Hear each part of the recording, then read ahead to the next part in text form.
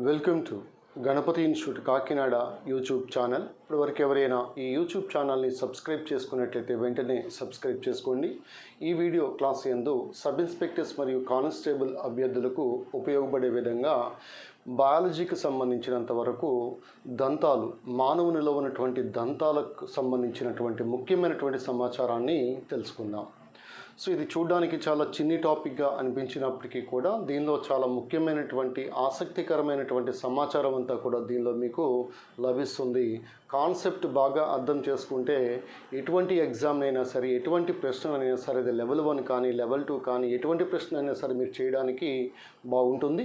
So దాన్ని దృష్టిలో పెట్టుకుని యాక్చువల్లీ జీర్ణ వ్యవస్థ మనం స్టార్ట్ చేస్తామని చెప్పడం జరిగింది. ఆ జీర్ణ వ్యవస్థలో భాగంగా ముందు దంతాలకు సంబంధించిన సమాచారం అయిపోతే ఆ జీర్ణ వ్యవస్థకు సంబంధించి ఆహార నాళము, జీర్ణ గ్రంథులు. సో నోటి దగ్గర నుంచి ప్రారంభమై పాయు వరకు ఆహార నాళం 9 మీటర్ల ఉన్నటువంటి ఆహార నాళం, నోరు, ఆస్యకూరము, గ్రసని, ఆహార వాహిక, జీర్ణాశయము, చిన్న ప్రేగు, పెద్ద ప్రేగు, పాయు వరకు మనం ఆహార నాళంలో చూసుకుంటాం. అదేవిధంగా జీర్ణ గ్రంథులకు సంబంధించినంత వరకు లాలాజల గ్రంథులు కానీ, జఠర గ్రంథులు కానీ, కాలేయం కానీ, క్లోమము కానీ, ఆంత్ర గ్రంథులు కానీ, వాటికి సంబంధించిన సమాచారం నెక్స్ట్ వీడియోలో మనం తెలుసుకుందాం. ఈ వీడియో క్లాస్లో దంతాలకు సంబంధించినటువంటి సమాచారాన్ని తెలుసుకుందాం. ముఖ్యంగా మానవునితో పాటు ఆయా రకాలైనటువంటి జంతువుల్లో ఈ దంతాల గురించి మనం తెలుసుకుందాం. అయితే ఇక్కడ ఈ దంతాల యొక్క అధ్యయనం మీకు ఆల్రెడీ తెలిసిందే. దీన్నే మనం ఒడెంటాలజీ అని పిలుస్తాం. ఒడెంటాలజీ. సో కాబట్టి ఎక్కడైనా వడంటో అనేటువంటి పదం వచ్చిందంటే అది వడంటో బ్లాస్ట్లు కానీ, లేదా డెంటో అనే పదం వచ్చినా సరే, డెంటిస్ట్ ఇలాంటి పదం వచ్చిందంటే అది దంతాలకు సంబంధించినటువంటి ఇన్ఫర్మేషన్గా గుర్తుపెట్టుకోవాలి. చిన్నప్పుడు పల్లెటూరులో నేను ఉన్నప్పుడు మా ఊర్లో ఉన్నప్పుడు, గ్రామంలో ఉన్నప్పుడు ఒక కిరాణా షాప్ దగ్గర అరటిపళ్ళు అమ్ముతూ ఉంటే, సో అక్కడికి వెళ్ళి అరటిపళ్ళు గెల మీద నేను చెయ్యి వేసి అరటిపళ్ళు తీసుకుందామని చెయ్యి వేస్తే ఆ వానర్ ఇమీడియట్గా పళ్ళు రాలుతాయి అన్నాడు. పళ్ళు రాలుతాయి అనేసరికి నాకు ఒకసారిగా 32 పళ్ళు కానీ ఏమన్నా రాలిపోతాయా అని చెప్పేసి అనుకున్నాను. సో అక్కడ పళ్ళు రావటం అంటే అరటిపళ్ళు అనే ఉద్దేశంతో అక్కడ కాస్త తమాయించుకుని రావటం జరిగింది. ఎనీహో ఇక్కడ ఈ దంతాల యొక్క అధ్యయనాన్ని ఒడెంటాలజీ అని పిలుస్తాం. దంతాల అధ్యయనాన్ని ఒడెంటాలజీ అని పిలుస్తాం.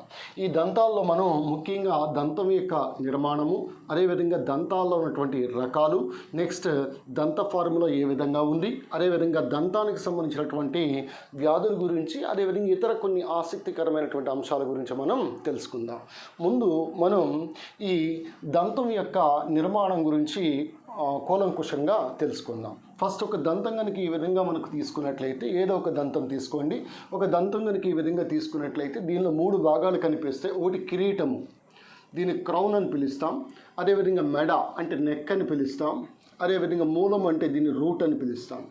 అంటే మనకి పైకి కనిపించే దంతం యొక్క భాగాన్ని మనం కిరీటము లేకపోతే క్రౌన్ అని పిలుస్తాం. దాని తర్వాత మధ్యలో ఉన్నటువంటి భాగాన్ని మెడ అని పిలుస్తాం. ఈ మెడ భాగం ఏదైతే ఉందో ఇదంతా కూడా చుట్టూ చిగుళ్ళు చేత ఆవరించబడినటువంటి భాగము మెడ భాగం. నెక్స్ట్ మూలం అనేది ముఖ్యంగా ఈ దవడ యొక్క భాగం ఉంటుంది కదా, ఈ దవడలో ఉన్నటువంటి గర్తములో ఒక సాకెట్లోకి సో ఈ మూల భాగం అనేది ఇమిడి ఉంటుంది. సో కాబట్టి ఇక్కడ దీన్ని గర్త లేకపోతే మూలము, సాకెట్ అని పిలుస్తాం. ఈ మూల భాగము ఈ దవడ,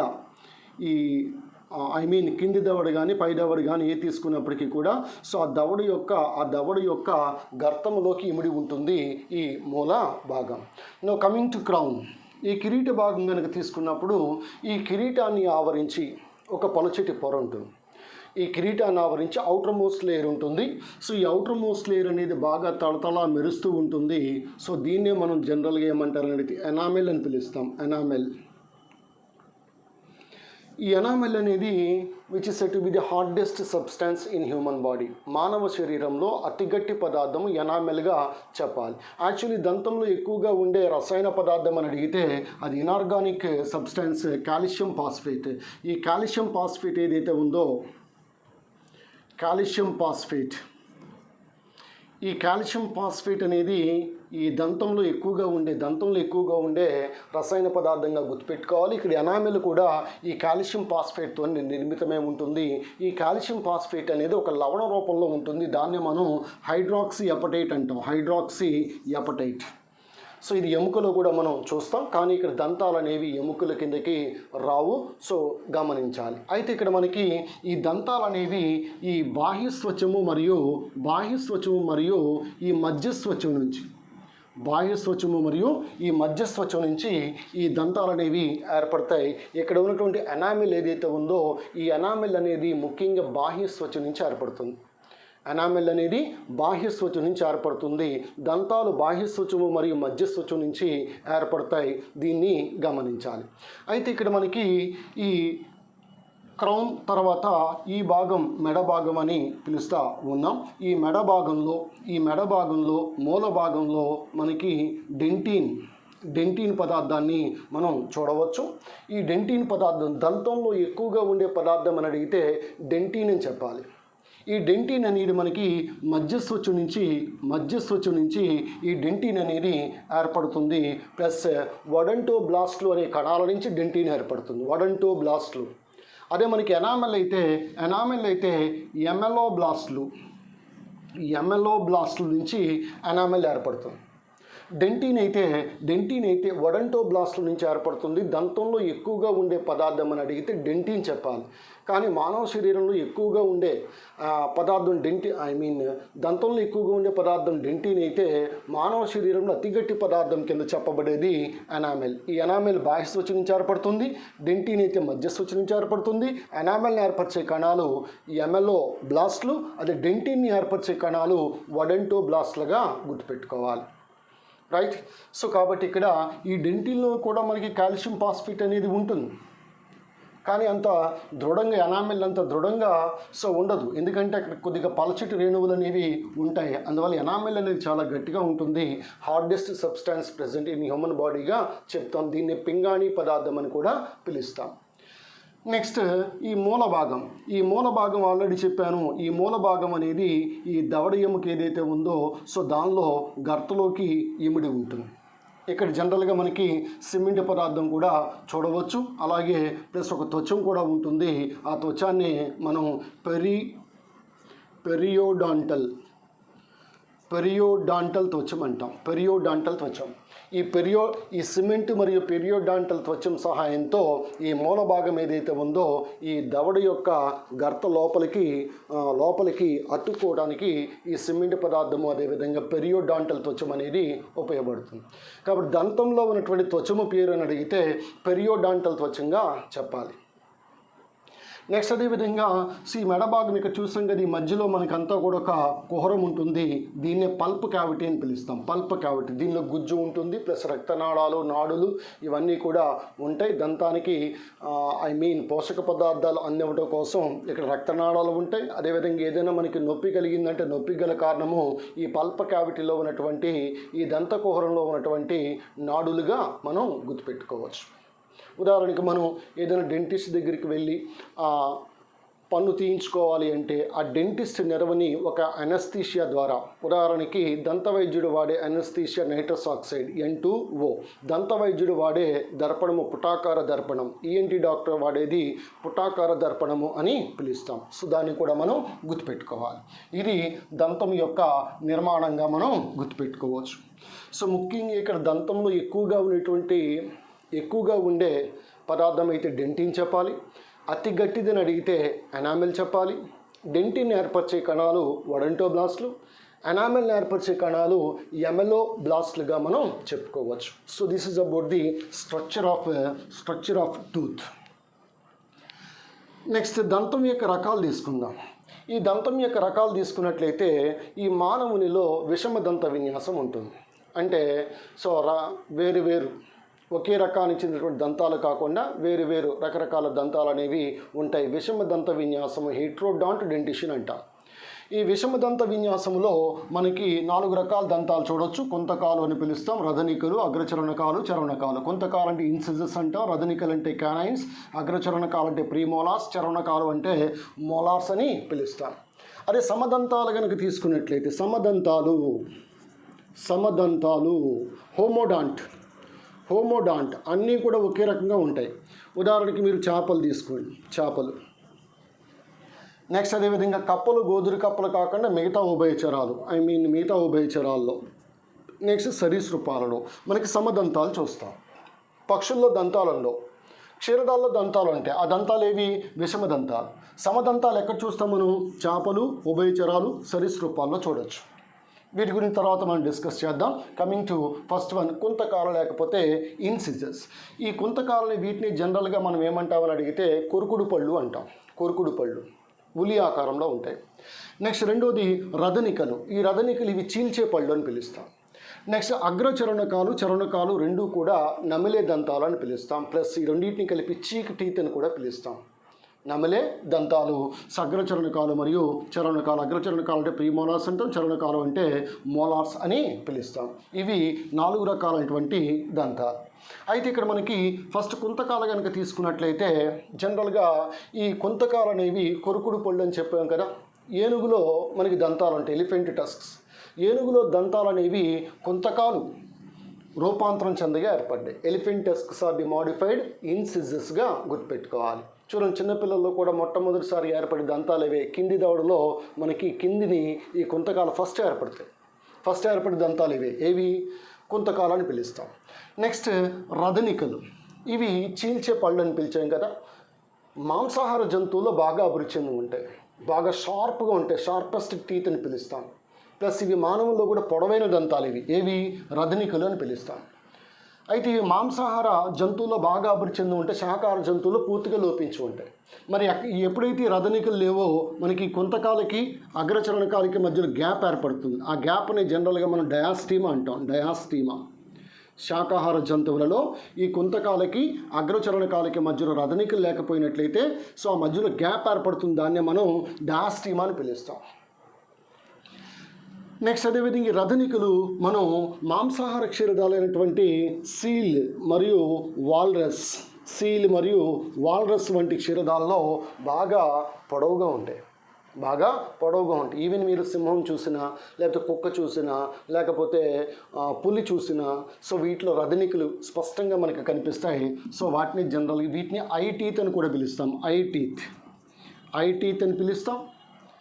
అలాగే బాగా పొడవైనటువంటి దంతాలు రదనికలు మాంసాహార జంతువుల్లో బాగా అభివృద్ధి చెంది ఉంటాయి. చీల్చడానికి టీరింగ్ టీత్ అని పిలుస్తాం. Tearing teeth. ఇవి కట్టింగ్ టీత్, ఇవి టీరింగ్ టీత్. ఇవి హోల్డింగ్ టీత్ అని కూడా పిలుస్తాం. వీటిని కొంతకాలం హోల్డింగ్ టీత్, కట్టింగ్ టీత్, వీటిని టీరింగ్ టీత్ అని పిలుస్తాం. నెక్స్ట్ చరణకాలు. ఈ రెండింటిని మనం నమలే దంతాలు అని పిలుస్తాం. సో ఈ చరణకాలని మనం విసిరే దంతాలని కూడా పిలుస్తాం. బ్రష్ చేసుకునేటప్పుడు మనకి ఈ చరణకాలు ఏవైతే ఉన్నాయో ఈ చరణకాల దగ్గరికి బ్రష్ వెళ్దు. అందువల్ల క్లీనింగ్ అనేది అక్కడ సాధ్యపడదు. చాలా వరకు లోపల వరకు మనం బ్రష్ పెట్టుకుంటేనే తప్ప వీటి యొక్క క్లీనింగ్ అనేది సాధ్యపడదు. అందువల్ల రోజుకి 2 సార్లు బ్రష్ చేయడం అనేది చాలా చాలా ఇంపార్టెంట్. ఎనీహౌ ఇది మనకి 4 రకాలైనటువంటి దంతాలు. ఈ విధంగా 4 రకాలైనటువంటి దంతాలు ఉన్నట్లయితే వీటిని విషమ దంతాలు అని పిలుస్తాం. విషమ దంతాలు. ఈ చరణకాలలో మనకి ఈ రూట్స్ ఉన్నాయి కదా, మూలాలు. ఇది ఒక మూలం. ఇది ఇలాంటి మూలాలు 2 లేదా 3 కూడా ఉండొచ్చు. ఎక్కడ ఈ చరణకాలలో రూట్స్ యొక్క సంఖ్య ఎక్కువ. వీటన్నిటిలో కూడా సింగిల్ రూట్ ఉంటుంది. దీనిలో సింగిల్ రూట్ ఉంటుంది. దీనిలో కొన్ని దంతాల్లో 2, కొన్ని దంతాల్లో 3 మనకి ఈ రూట్స్ అనేవి కనిపిస్తాయి. రూట్ కెనాల్ థెరపీ అంటాం కదా. రూట్ కెనాల్ థెరపీ అంటే ఏంటి? దంతం పాడైనప్పుడు ఆ దంతం స్థానంలో మరొక దంతాన్ని అమరుస్తారు కదా. సో దాన్ని మనం ఏమంటాం? రూట్ కెనాల్ థెరపీ అని పిలుస్తాం. సో ఇది మనకి ఈ దంతాల్లో ఉన్నటువంటి రకాల కింద మనం గుర్తుపెట్టుకోవచ్చు. అయితే ఇక్కడ ఒక ఇంపార్టెంట్ థింగ్ గుర్తుపెట్టుకోండి. సో మనం ఈ మధ్య భాగంలో జనరల్గా ఈ పల్పకోరం ఉందన్నాం కదా. ఈ పల్పకోరం వెలుపల మనకేముంది? డెంటిన్ ఉంది. ఈ డెంటిన్ని మనం ఐవరీ అంటాం. ఐవరీతో పోల్చే భాగము ఐవరీతో తయారై ఉంటుంది. కెమికల్ స్ట్రక్చర్ ఆ విధంగా పోలి ఉంటుంది కాబట్టి దాన్ని ఐవరీ అని పిలుస్తాం. ఇటు ఎనామెల్లో కానీ డెంటిన్లో కానీ మనకి కాల్షియం ఫాస్ఫేట్ ఉంటుంది. హైడ్రాక్సీ అపటైట్ లవణం రూపంలో ఉంటుంది. ఇది గుర్తుపెట్టుకోవాలి. అయితే ఇక్కడ మనకి ఈ కుంతకాలు, రదనికలు, అగ్రచరణకాలు, చరణకాలే కాకుండా సర్పాలు తీసుకోండి, విష సర్పాలు తీసుకోండి. ఈ విష సర్పాల్లో మనకి కోరలు ఉంటాయి. కోరలు అంటే ఏంటి? ఫ్యాంగ్స్ అని పిలుస్తాం, ఫ్యాంగ్స్. ఈ కోరలు అనేవి మనకి జంబికా దంతాల రూపాంతరం. జంబికా దంతాలు సర్పాల్లో ఉన్న మ్యాక్సిలరీ టీత్ అంటాం. మ్యాక్సిలరీ టీత్, ఇక్కడ ఉన్నటువంటి మ్యాక్సిలరీ టీత్ అనేవి కోరలుగా మార్పు చెందుతాయి విష సర్పాల్లో. ఇది కూడా ఇంపార్టెంట్గా గమనించండి. మరి దంతాలు లేనటువంటి జంతువులు ఏమున్నాయి? దంతాలు లేనటువంటి జంతువులు 1 పక్షులు, 2 తాబేళ్ళు, 3 గుడ్లు పెట్టే క్షీరదాలు, 4 కప్పలు, ప్రధానంగా మనకి ఈ గోదురు కప్పలు. కప్పల్లో దంతాలు ఉంటాయి కానీ గోదురు కప్పల్లో దంతాలు ఉండవు. కప్పల్లో దంతాలు ఉంటాయి కానీ గోదురు కప్పలు అంటే టోట్స్ అంటాం కదా, టోట్స్. ఈ గోదురు కప్పల్లో మనకి దంతాలు అనేవి కనిపించవు. కప్పల్లో దంతాలు అనేవి ఉంటాయి, అవి కూడా సమదంతాలని పిలుస్తాను. సో కాబట్టి ఇక్కడ పక్షుల్లో దంతాలు ఉండవు. నెక్స్ట్ తాబేళ్ళులో దంతాలు ఉండవు. గుడ్లు పెట్టే క్షీరదాలు, ఎగ్లయింగ్ మ్యామల్స్లో కూడా దంతాలు ఉండవు. గోదురు కప్పల్లో కూడా దంతాలనే ఉండవు. కానీ పక్షుల్లో ఒక పక్షిలో మటుకు దంతాలు ఉండేవి అన్నానంటే అది ఇప్పుడు ఉండలేదనే కదా, అంటే ఆ పక్షి ఇప్పుడు జీవించలేదు కదా. ఆ జీవించలేనటువంటి పక్షి పేరు శిలాజ పక్షి. దాన్నే మనం ఆర్కియాప్టెరిక్స్ అంటాం. ఆర్కియాప్టెరిక్స్. ఈ ఆర్కియాప్టెరిక్స్ అనేటువంటి పక్షిలో తీకోడాంటు దంతాలు ఉంటాయి. సరీసృపమైనటువంటి మొసల్లో కూడా తీకోడాంటు దంతాలు ఉంటాయి. తీకోడాంటు దంతం అంటే గర్తదంతి దంత విన్యాసం. గర్తదంతి అంటే ఇక్కడ గర్తం ఉంటుంది కదా, సాకెట్ ఉంటుంది కదా, ఈ సాకెట్లోకి మూలం ఇమిడి ఉంటుంది, మూలం లోపలికి దిగబడి ఉంటుంది. అటువంటి దంతాలు ఏమంటాం మనం? తీకోడాంటు దంతాలు అంటాం. తీకోడాంటు దంతాలు ఎవరిలో ఉంటాయి? క్షీరదాలు అన్నింటిలో ఉంటాయి.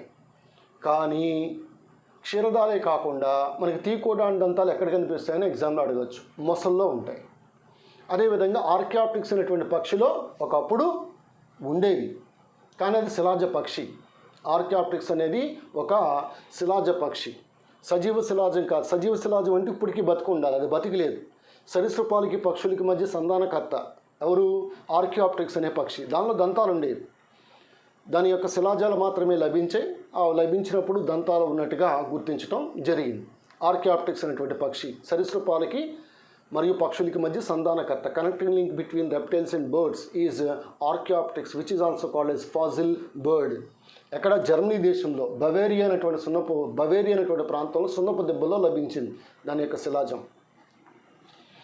ఇది దంతాలు లేనటువంటి జంతువుల కింద చెప్పుకోవచ్చు. మరి దంతాల సంఖ్య ఎక్కువగా ఉన్నటువంటి జంతువు ఏది? దంతాల సంఖ్య ఎక్కువగా ఉన్నటువంటి జంతువు పేరు ఆర్మడిల్లోగా గుర్తుపెట్టుకోండి. ఆర్మడిల్లో.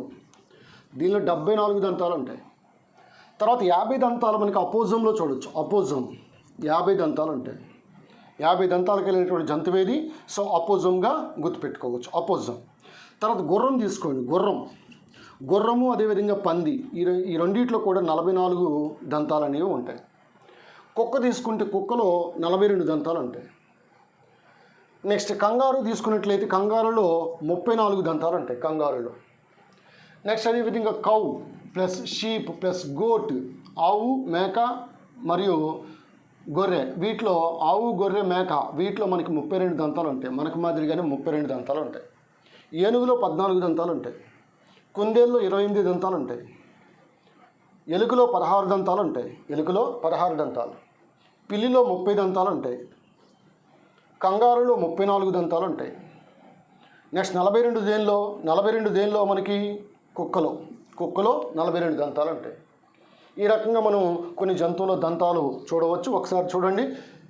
ఎలుకలో 16, కుందేల్లో 28, పిల్లిలో 30, కంగారులో 34, 42 దేనిలో కుక్కలో, గుర్రం పందిలో 44. నెక్స్ట్ అదేవిధంగా మనకి అపోజంలో 50. ఆర్మడిల్లో ఎక్కువ దంతాలు కలిగిన జంతువు ఆర్మడిల్లో ఎన్ని? 74. ఈ ఆర్మడిల్లో అనేటువంటి జంతువు బహుపిండత, పాలియంబరియాని అనే లక్షణం ఉంటుంది. బహుపిండత కలిగిన శరీరం అపోజం. దీనిలో లక్షణాలు పరిశీలించినట్లయితే అపోజంలో మనకి అతి తక్కువ గర్భావధి కాలం ఉంటుంది. 12 నుంచి 13 రోజులు. అపోజం అతి తక్కువ గర్భావధి కాలం, జెస్టేషన్ పీరియడ్. ఎక్కువ గర్భావధి కాలం ఏనుగు 600 రోజులు. అలాగే ఇది చచ్చినట్టుగా నటిస్తుంది. ఎవరు? అపోజం. దక్షిణ అమెరికాలో ఉంటుంది. దక్షిణ అమెరికాలో దీన్ని చూడవచ్చు అపోజం. ఇవి దంతాల సంఖ్యకి సంబంధించినంత వరకు. నెక్స్ట్ మనం దంత ఫార్ములా తీసుకోండి. దంత ఫార్ములా అనేసరికి ఏంటని అడిగితే, ఇప్పుడు ఉదాహరణకి సో ఈ తల భాగాన్ని ఈ విధంగా ఇలా కట్ చేయండి. ఈ విధంగా కట్ చేస్తే నీకు మనకి పై దవడ, కింది దవడ, ఇది కింది దవడ, ఇది పై దవడ.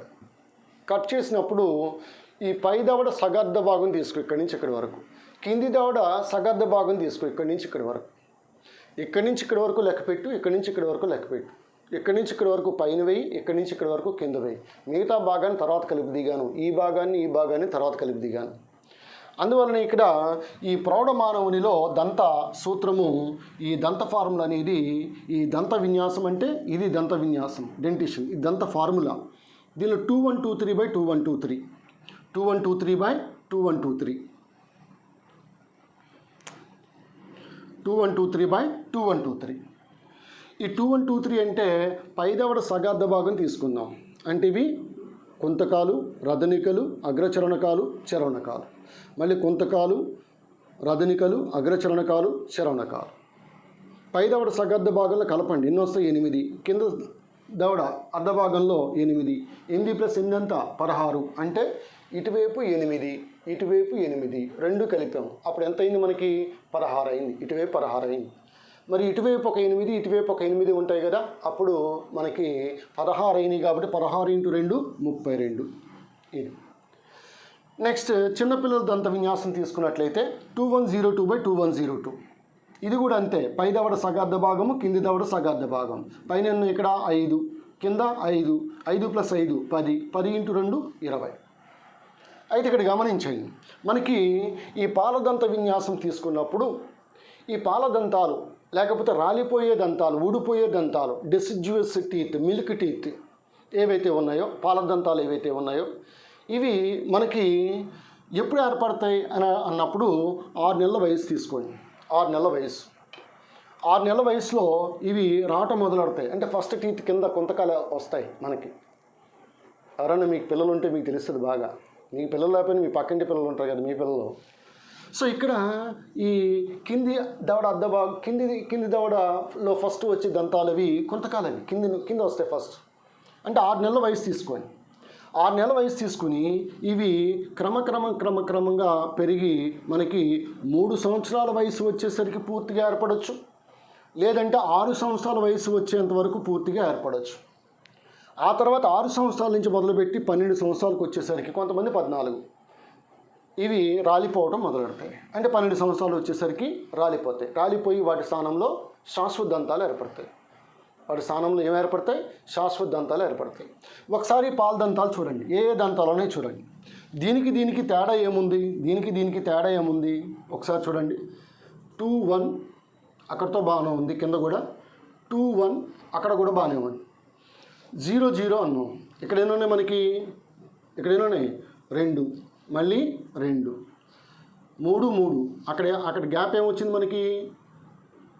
ఒకవేళ తీసేసామనుకోండి, ఇక్కడ 2 2 కింద వేసుకుంటాం. దీని గురించి మీకు తర్వాత చెప్తాను. ముందైతే ఇక్కడ గమనించండి, పాలదంతాల్లో మనకి అగ్రచరణకాలు అనేవి ఉండవు. అగ్రచరణకాలు ఉన్నాయా? ఇక్కడ లేవు. ప్లస్ చరణకాల్లో కూడా చివరి చరణకాలు ఉన్నాయా? లేవు. అంటే ఈ పాలదంతాల్లో మనకి ఏమేమి లేవో ఒకసారి గమనించండి. ఏమి లేవు అనేసరికి సింపుల్గా చెప్పాలని అడిగితే ఇక్కడ అగ్రచరణకాలు అనేవి లేవు. ఓకే, అగ్రచరణకాలు అనేవి లేవు. ప్లస్ చివరి చరణక దంతాలు ఉంటాయి. ఆ చివరి చరణక దంతాలు అంటే 4 దంతాలు కూడా ఇక్కడ లేవు. అంటే ఇక్కడ 8 + 4 12 దంతాలు మనకి ఈ పాలదంతాల్లో లేవు. అందువల్ల మానవునిలో ఏకవార దంతాలు జీవితకాలంలో ఒక్కసారి మాత్రమే ఏర్పడే దంతాలు సంఖ్య ఎంత అంటే 12 చెప్పాలి. ఒకసారి గమనించండి, పాలదంతాల్లో ఉన్నాయా?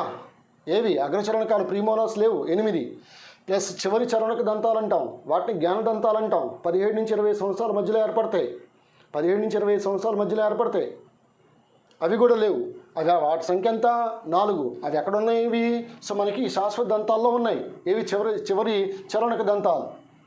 సో కాబట్టి ఇక్కడ 8+4 12 ఇవి ఏకవార దంతాలు జీవితకాలంలో ఒకేసారి ఏర్పడతాయి. మోనోఫియోడాంట్ టీత్ ఇన్ హ్యూమన్ బీయింగ్. అంటే మీకు అర్థం అవ్వాలి, ఏంటి సార్ ఏకవార, ద్వివార, బహువార. సో ఏకవార అంటే జీవితకాలంలో ఒకేసారి ఏర్పడతాయి, ఇవి ఒకేసారి ఏర్పడ్డాయి. ద్వివార అంటే జీవితకాలంలో 2 సార్లు ఏర్పడాలి. చూడండి, ఇక్కడ జీవితకాలంలో 2 సార్లు ఏర్పడేవి ఇక్కడ ఇవి రాలిపోతాయి. ఏవి? కొంతకాలు. రదనికలు రాలిపోయి మళ్ళీ ఏర్పడతాయి, కొంతకాలు రాలిపోయి మళ్ళీ ఏర్పడతాయి. ప్లస్ ఇక్కడ ఉన్నటువంటి ఏవి చర్వణకాలు కూడా రాలిపోయి మళ్ళీ ఏర్పడతాయి. కాబట్టి ఈ పాల దంతాల్లో రాలిపోయి శాశ్వత దంతాలు మళ్ళీ వస్తాయి కదా, 2 సార్లు దంతాలు ఏర్పడుతున్నాయి కదా, దాన్ని ఏమంటాం మనం? ద్వివార. బహువార అనేక సార్లు ఏర్పడతాయి. ఉదాహరణకి మనం చేపలు, ఉభయచరాలు, సరీసృపాలు ఇవి తీసుకుంటే బహువార దంతాలు కనిపిస్తాయి. బహువార దంతాలు మళ్ళీ ఏర్పడుతూ ఉంటాయి. అలాగే మనకి ఇక్కడ ఇంకా కొద్దిగా మనకి మ్యాథమెటిక్స్ ఉంది, చెప్తాను. సో అలాగే మనకి ఇక్కడ యాక్రోడాంట్, ప్లూరోడాంట్,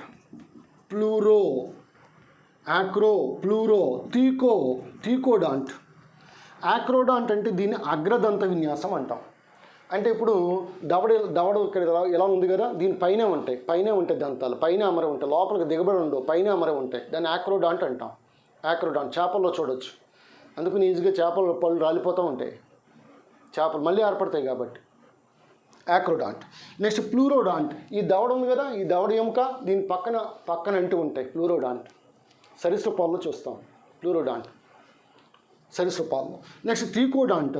ఇప్పుడే చెప్పాను, ఈ మూలము బాగా దవడ ఎముకలోకి గర్తలోకి దిగబడి ఉంటుంది, అటువంటి దంతాలు తీకోడాంట్.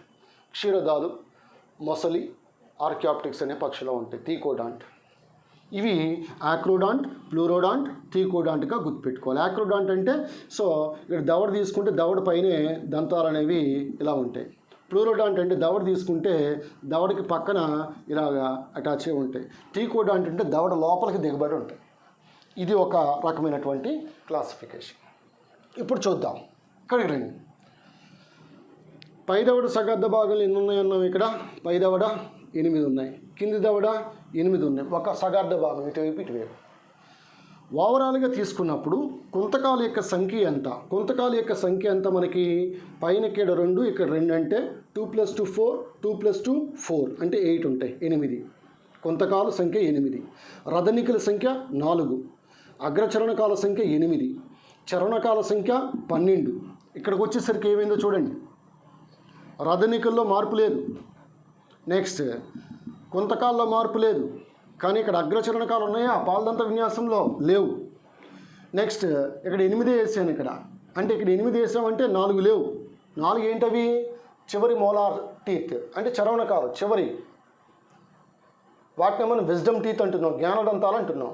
ఆ జ్ఞానదంతాలు ఇక్కడ లోపించి ఉన్నాయి. జ్ఞానదంతాలు ఎప్పుడు ఏర్పడతాయి మనకి? 17 నుంచి 20 సంవత్సరాలు. అందువల్ల 17 సంవత్సరాల ముందు మానవదంత విన్యాసం అని అడిగామనుకోండి, ఇది చెప్తారా? 17 సంవత్సరాల ముందు ఇది చెప్పాలా? ఎలాగా? 21, 22/21, 22. అవునా కదా? ఎన్ని ఉంటాయి మనకి? 28. 17 నుంచి 20 సంవత్సరాల మధ్యలో ఎన్ని ఉంటాయి మనకి?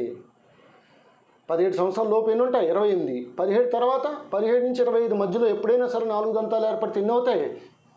28 + 4 32 అవుతాయి. కొంతమందికి అయితే ఆ చివరి జ్ఞానదంతాలు ఇప్పటికి కూడా ఏర్పడవు, ఆ గమ్ము చేత చుట్టబడి ఇంకా అలాగే ఉంటాయి. బాగా నొప్పి వచ్చేస్తుంది, సమ్మగా నొప్పి వచ్చేస్తూ ఉంటుంది. వాటిని తీయించేసుకోవచ్చు, వాటి వల్ల ఉపయోగమే లేదు. అవి అవశేష అవయవాలు, ఒక రకంగా చెప్పాలంటే అవశేష అవయవాలు. మానవ శరీరం 180 ఉంటే ఆ 180లో ఇవి అవశేష అవయవాలు. ఇవి కూడా ఏవి? చర్వణకాలు. గుర్తుపెట్టుకోండి. లోపల పెట్టి తింటావా? తినవు కదా. గేదెలు ఇలా కదపడానికి కూడా అవకాశం లేదు కదా. మనం ఏదైనా నోట్లో వేసామంటే వెంటనే మింగేయడమే. ఒక ముద్దని 32 సార్లు, 32 పళ్ళు ఉన్నాయి కాబట్టి 32 సార్లు నమలాలి. నమిలితే చాలా ఆరోగ్యవంతంగా నీ శరీరం అనేది ఉంటుంది. ట్రై చేసి చూడు. రైట్, ఇప్పుడు మీకు అర్థమై ఉంటుంది. ఇది ప్రౌఢదంత విన్యాసము, ఇది పాల దంత విన్యాసంగా మనం గుర్తుపెట్టుకోవచ్చు. ప్రౌఢదంత విన్యాసము మరియు పాల దంత విన్యాసంగా గుర్తుపెట్టుకోవచ్చు. మరి నకిలీ దంతాలు ఉంటాయి కొంతమందికి. నకిలీ దంతాలు నిజమైనవా నకిలీవా తెలుసుకోవడానికి యూవీ కిరణాలు ఉపయోగిస్తాం. గుర్తుపెట్టుకోండి. దంతాలు నకిలీవా నిజమైనవా తెలుసుకోవడానికి యూవీ కిరణాలను ఉపయోగించవచ్చు. అలాగే దంతవైద్యుడు ఉపయోగించే అనస్థీషియా, ఏం చెప్పాను మీకు, దంతవైద్యుడు ఉపయోగించే anaesthesia nitrous oxide. ENT doctor ఉపయోగించే దర్పణం ఏంటి, సో పుటాకార దర్పణం. పుటాకార దర్పణం అని పిలుస్తాం. పుటాకార దర్పణం. డయాస్టీమ్ అంటే చెప్పాను, శాకాహార జంతువులలో మనకి కుంతకాలకి అగ్రచరణ కాలికి మధ్యలో రథనికలు ఉండవు కదా, ఆ ప్రాంతాన్ని ఏమంటాం డయాస్టీమా. ఉదాహరణకి కుందేలు వంటి జంతువులు. కుందేళ్ళు ఎన్ని దంతాలు ఉంటాయని చెప్పాను, 28 దంతాలు ఉంటాయి. సమదంతాలు అంటే ఏంటి, ఒకే రకంగా ఉండే దంతాలు. వేటిలో ఉంటాయి, చేపలు ఉభయచరాలు మరియు సరీసృపాలు. యాక్రోడాంట్ దేనిలో ఉంటాయి, చేపలు. ప్లూరోడాంట్ దేనిలో ఉంటాయి, ప్లూరోడాంట్ సరీసృపాలు. నెక్స్ట్ థీకోడాంట్ దేనిలో ఉంటాయి, క్షీరదాలతో పాటు ఇంకా దేనిలో ఉంటాయి, మొసలి మరియు ఆర్కియాప్టిక్స్గా మనం చెప్పుకోవచ్చు. ఇది కూడా మనం గుర్తుపెట్టుకోవచ్చు. అలాగే ఏనుగులో దంతాల సంఖ్య ఎంత అని చెప్పాం, 14.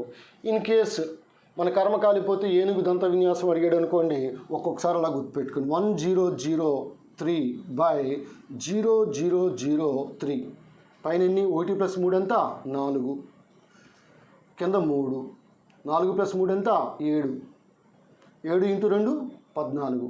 సో కాబట్టి 14 దంతాలు ఉంటాయి. ఇది పై దవడ అర్ధ భాగం, ఇది కింది దవడ అర్ధ భాగం. మిగతా పై దవడ ఇటువైపు అర్ధ భాగం ఉంటాయి కాబట్టి మనం 7 × 2 వేసుకుంటున్నాం, 14 అవుతాయి. దేనిలో మనకి 14 దేనిలో, ఏనుగులో గుర్తుపెట్టుకోవాలి. నెక్స్ట్ అదేవిధంగా మనకి ఈ దంత వ్యాధులు కనుక తీసుకున్నట్లయితే 1 gingivitis, 2 pyorrhoea, 3 fluorosis, 4 tooth decay దంతక్షయం. 1 జింజివైటిస్, గమ్స్ వాచిపోతాయి, చిగుళ్ళు వాచిపోతాయి. స్కర్వీ వేరు, మళ్ళీ స్కర్వీ చిగుళ్ళకే వస్తుంది.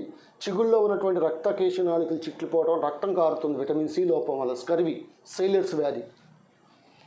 Next pyorrhoea.